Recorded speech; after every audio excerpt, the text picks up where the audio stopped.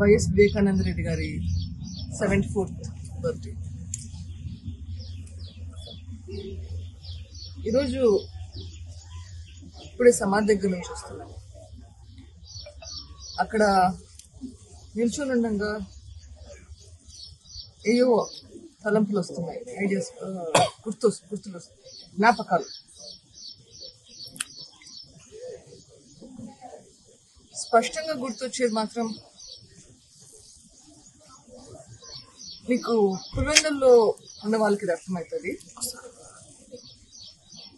ఇంతకుముందు మేము రాజారెడ్డి స్ట్రీట్ లో ఉండేవాళ్ళం. అక్కడ ఒక పెద్ద ఇల్లు ఉంది, దాని పక్కనే స్టేట్ బ్యాంక్ ఉంది.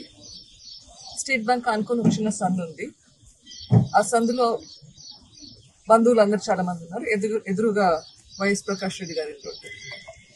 ఆ సందులో క్రిస్టఫర్ గారు, అమూలు ఫిలిప్ గారు, భాస్కర్ గారు ఒక సైడ్ అయితే, ఇంకో సైడ్ ప్రతాప్ రెడ్డి గారు, మనోహర్ రెడ్డి గారు ఉండేవారు.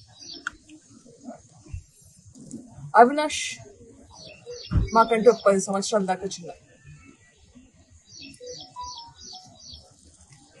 నాకు జ్ఞాపకాలు ఆ సందులో అందరు మాడుకుంటుంటే అవినాష్ పరిగెత్తుకుంటూ రావడం. చిన్నపిల్లోడు. అప్పట్లో రాకేష్ అని పిలిచేవాళ్ళం.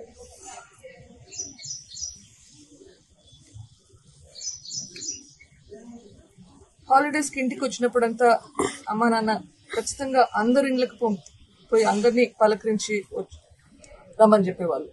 సో పిల్లలు ఉన్నా లేకపోయినా నేను ఒకదానైనా సరే అందరి ఇళ్ళకి పోయి అందరినీ పలకరించి వచ్చేదాన్ని. బట్ పిల్లలు ఉంటే సమ్మర్లో అందరం కలిసి ఆడుకునే వాళ్ళం. ఆ వీధిలో కొన్నిసార్లు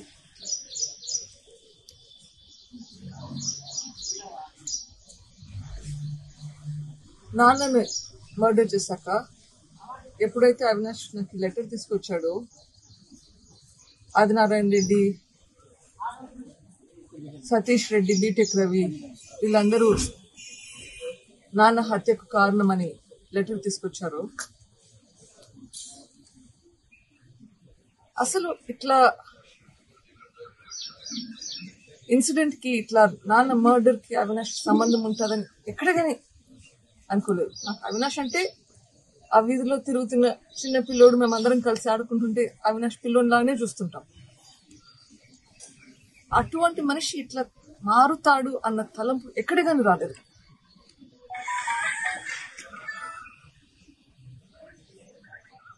ఇప్పుడు లాస్ట్ 3-4 రోజులుగా జరిగే సంఘటనలు చూస్తుంటే 2 వీడియోస్ చూశాను. అది 3. ఒకటి మొన్న డిఎస్పీ దగ్గర గొడవ పడ్డారు, మళ్ళీ నిన్న ప్రెస్ మీట్ పెట్టారు.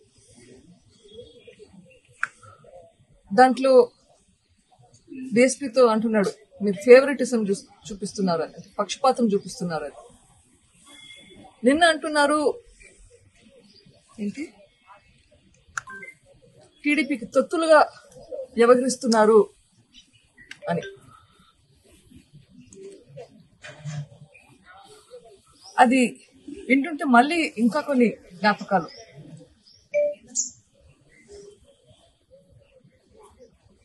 ఆ రోజు మార్చ్ 15, 2019 ఆ రోజు అక్కడ నాన్న బాడీ పడుంది, వివేకానంద రెడ్డి గారి బాడీ పడుంది, అంతా రక్తం పడుంది. అక్కడ క్లీనప్ చేపిస్తున్నారు. పోలీసులు కూడా అదే రూమ్ లో ఉన్నారు.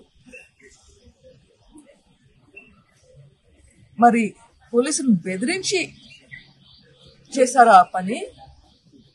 మొత్తం బ్లడ్ అంతా క్లీన్ చేయడము, బాడీని బయటికి తెచ్చడము, కట్లు కట్టడము, లేకపోతే ఆ టైంలో పోలీసులు మీ తొత్తులుగా పనిచేశారా?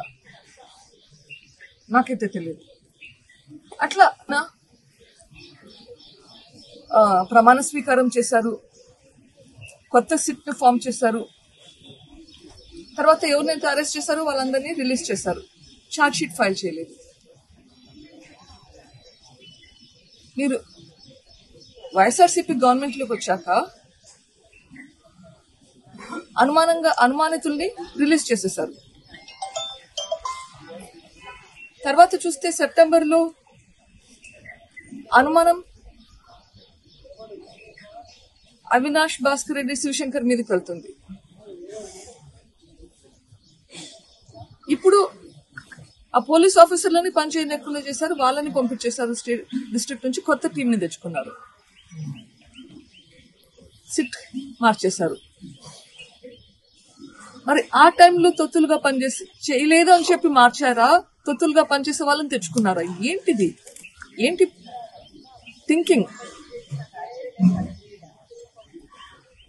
ఇక్కడ ఈ టైంలో ఏదో నడుస్తుంది, ఇట్లయితే న్యాయం జరిగేలా లేదని చెప్పి హైకోర్టుకి వెళ్తే మీరు మీ కేసును వాయిదా తీసుకున్నారు.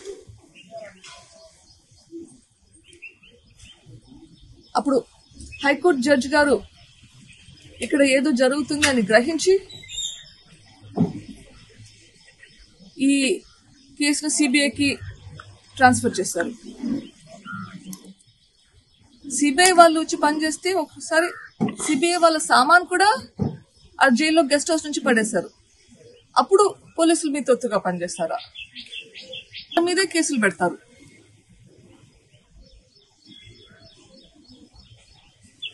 అప్పుడు పోలీసులు మీ తొత్తుగా పనిచేశారా, లేకపోతే మీరు పోలీసులు బెదిరించారా? నాకు తెలియదు. The heights of all of this, దీంట్లో అన్నిటికంటే మించింది కర్నూలులో జరిగిన ఇన్సిడెంట్. అది ఆ హాస్పిటల్లో లిటరలీ మూయించేశారు. ఆ వీధిలో ఉన్న హాస్పిటల్స్ కి ఎవరు పోకుండా మొత్తం వీధినంతా ఆక్రమించేశారు. పోలీసులు కాపలా కాస్తున్నారు. ఎట్లా మీరు ఇవన్నీ చేయించారు?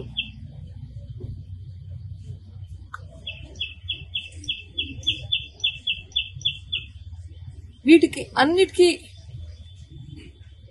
జవాబు మీరు చెప్పింది. మీరు చేసిన పనులే ఇప్పుడు మీరు చేస్తున్నారు అనుకుంటున్నారు. పోలీసులు వాళ్ళ పని వాళ్ళు చేయనిస్తే చేస్తారు అని నేను మొదటి రోజు నుంచి చెప్తున్నాను, ఈ రోజు కూడా చెప్తున్నాను. పోలీసులు వాళ్ళ పని వాళ్ళని చేయనివ్వండి. Do not influence police. ఇంకా యాప్ గురించి మాట్లాడతారు. అసలు అర్థముందా ఆ మాటలకి?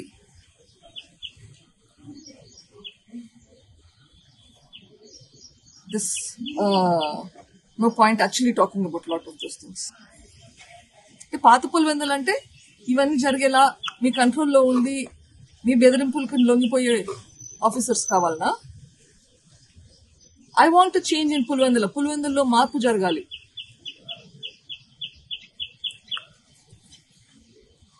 ఇంకొక విషయం, ఇంకో వీడియో ఆ రోజు నేను వచ్చింది వచ్చేసి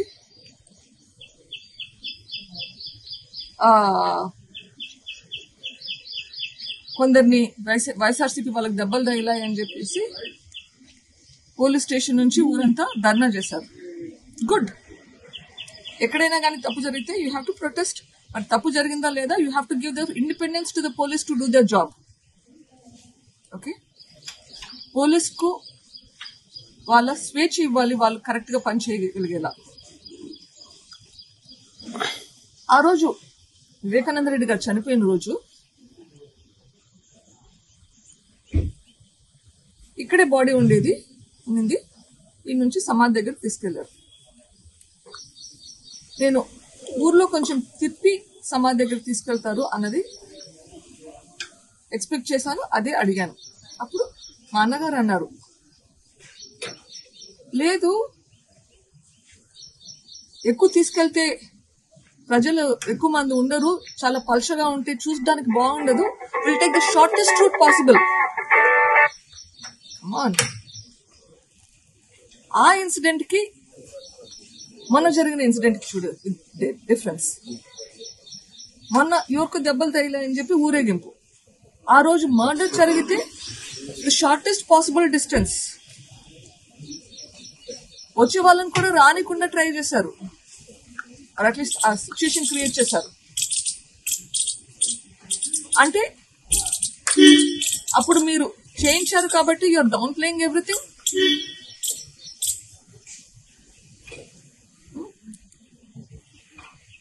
పాత పులివెందల లేకుండా కొత్త పులివెందల ఉండాలి. ఆ కొత్త పులివెందల్లో హత్యా రాజకీయాలు ఉండకూడదు. హింస లేని ప్రదేశంగా ఉండాలి. బెదిరింపులు లేకుండా న్యాయం ధర్మం ఉండే ప్రదేశంగా ఉండాలి. ఎక్కడైతే పోలీసులు వాళ్ళ పని వాళ్ళు చేయగలిగేలా, భయం లేకుండా పని చేయగలిగేలా ఉండాలి. That is the Pulivendula we want. ఈరోజు వైఎస్ వివేకానంద రెడ్డి గారి బర్త్డే. ఈరోజు పొద్దున్నే కూర్చొని ఆలోచిస్తుంటే నాన్న గుర్తొస్తున్నాడు. ఏం చేస్తున్నాడు? అగైన్ ఆడ టేబుల్ దగ్గర ఒక ప్లేస్ ఉంది. అక్కడ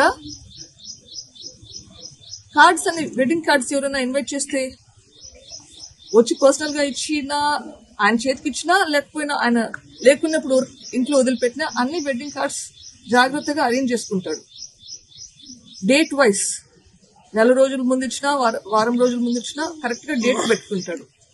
సో దట్ ఆ రోజు పొద్దున్నే, ఈ రోజు పెళ్లిళ్ళు ఉంటే గన ప్రతి పెళ్లి అటెండ్ అయ్యేదానికి ఎట్లా పోవాలా అని ఒక రూట్ మ్యాప్ ప్లాన్ చేసుకుని అన్ని ఈవెంట్స్ కి అటెండ్ అయ్యేలా, పెళ్లిళ్ళు కానీ వేరే ఇష్యూస్. నాన్న హైదరాబాద్కి వచ్చినప్పుడు ఇది అబ్జర్వ్ చేసేదాన్ని. ఎవరి పెటిషన్స్ కానీ రిక్వెస్ట్ కానీ ఉంటే అవన్నీ నీట్ గా ఆర్గనైజ్ చేసుకుంటాడు పొద్దున్నే. చాలా మంది చెప్పేవాళ్ళు, ఎవరైనా వచ్చి ఏమైనా పని అడిగితే గానీ ఆయన వాళ్ళని తీసుకుని వెళ్తారని చెప్పి. వాళ్ళు ఉన్నా లేకున్నా అన్ని నీట్ గా ఆర్గనైజ్ చేసుకుని ఆఫీసెస్ దగ్గరికి వెళ్ళినప్పుడు he use to submit them. ఎవరైనా కలిసినప్పుడు పలానా మనిషికి జాబ్ కావాలి అని ఆ రిక్వెస్ట్ రెడీ ఉంటుంది చేతిలో. ఈ మనిషికి మీ కంపెనీలో జాబ్ దొరుకుతుందా? ఇట్లా ఎప్పుడు ప్రజల గురించే ఆలోచించే మనిషి. పులివెందులకి వైఎస్ రాజశేఖర రెడ్డి గారు, వైఎస్ వివేకానంద రెడ్డి గారు కలిసి ఎంతో పనులు చేస్తారు, ఎంతో మందికి సహాయం చేశారు, ఊరిని బాగుపరిచారు. ఈ రోజు ఆయన చేసిన మంచి పనుల గురించి మన వైఎస్ఆర్సీపీ పార్టీలో ఎవరైనా గుర్తు తెచ్చుకుంటారా? అసలు మర్చిపోయారు. అంటే దానికి అర్థం ఏంటి? ఎందుకు మర్చిపోవాల్సిన పరిస్థితి వచ్చింది?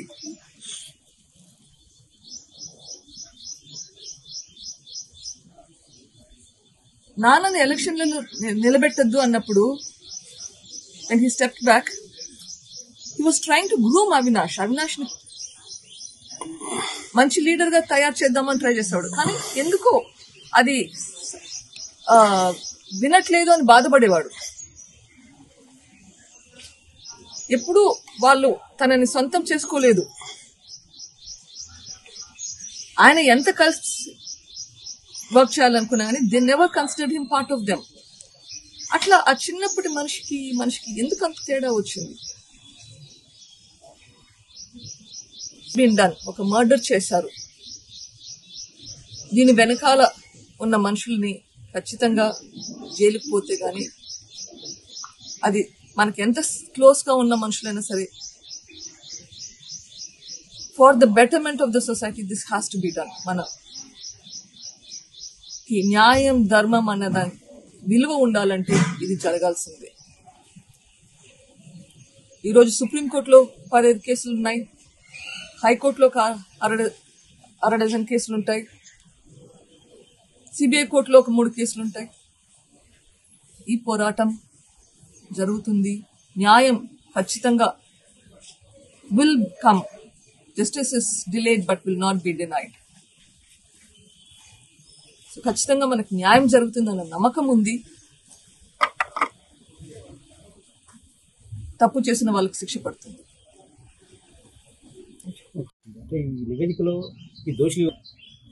ఇది సబ్జుడిస్, ఎక్కువ మాట్లాడకూడదు దాని గురించి. బట్ సిబిఐ కోర్టు అడిగిన క్వశ్చన్ కి సిబిఐ సమాధానం చెప్పింది దట్ మా తరఫున we have completed investigation, but మీరు ఏమైనా చెప్తే కనుక we are open to instructions.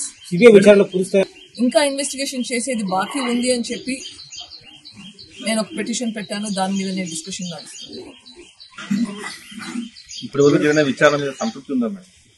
కానీ తర్వాత సాల్వ్ చేశారు ఇన్వెస్టిగేషన్ ఏజెన్సీ ఏదో చేశారు ఇన్కంప్లీట్ అనే నేను పెట్టానమ్మా కోర్టులో పిటిషన్ అంటే సంతృప్తి లేనట్లే కదా. తరచుగా ఇన్సిడెంట్లు జరిగి 15 కేసులు ఉన్నాయి, హైకోర్టులో 60 కేసులు ఉన్నాయి. ఎవరమ్మా ఈ ఫాలోఅప్ చేసేది? ప్రతి సిబిఐ కోర్టులో వాయిదాలకి అక్యూజ్ తో పాటు నేను కూడా అటెండ్ అవుతున్నాను. పనిష్మెంట్ వాళ్ళకా నాకా? సుప్రీం కోర్టుకు అటెండ్ అవుతున్నాను, హైకోర్టుకు అటెండ్ అవుతున్నాను. ప్రతిసారి మీడియా ముందు వచ్చి మాట్లాడాల్సిన అవసరం లేదు, మాట్లాడకూడదు కూడా. చేయాల్సిన పని చేస్తూనే ఉన్నాం. లాయర్లతో సంప్రదించి ఏమేమి చేయాలి నెక్స్ట్ అనేది ఆలోచించి కంటిన్యూస్ గా ఆ వర్క్ బ్యాక్గ్రౌండ్ లో నడుస్తూనే ఉంది. 6 ఏళ్ళు అయిపోయింది, ఎంతకాలం పడుతుంది? ఈ క్వశ్చన్ కి ఆన్సర్ 6 ఏళ్ళు అవుతుందా, ఇంకా ఎంతకాలం పడుతుందా? Request help from the society at large, the people at large. మీ మీడియా మిత్రులకి రిక్వెస్ట్, మీరు కొంచెం ప్రెషర్ పెట్టండి to help move things faster. ప్రభుత్వం పైన అంటే వైసీపీ శ్రేణుల ఆరోపణ నేను కూటమి ప్రభుత్వంపై ఒత్తిడి తేలేదని. వావ్, 5 సంవత్సరాలు గవర్నమెంట్ లో ఉండి ఈ కేసులంతా నీరుగార్చి ఇంకా ఎక్కడ చేయాల్సిన అరాచకాలన్నీ చేసి అందరినీ విట్నెసెస్ ని థ్రెటన్ చేసి ట్యాంపర్ చేసి ఇప్పుడు కూటమి ప్రభుత్వం ఎందుకు చేయట్లేదని అడుగుతుందా? ఇన్వెస్టిగేషన్ సిబిఐ చేస్తున్నారు. Need to put pressure on CBI to reopen the investigation. And that is up to this.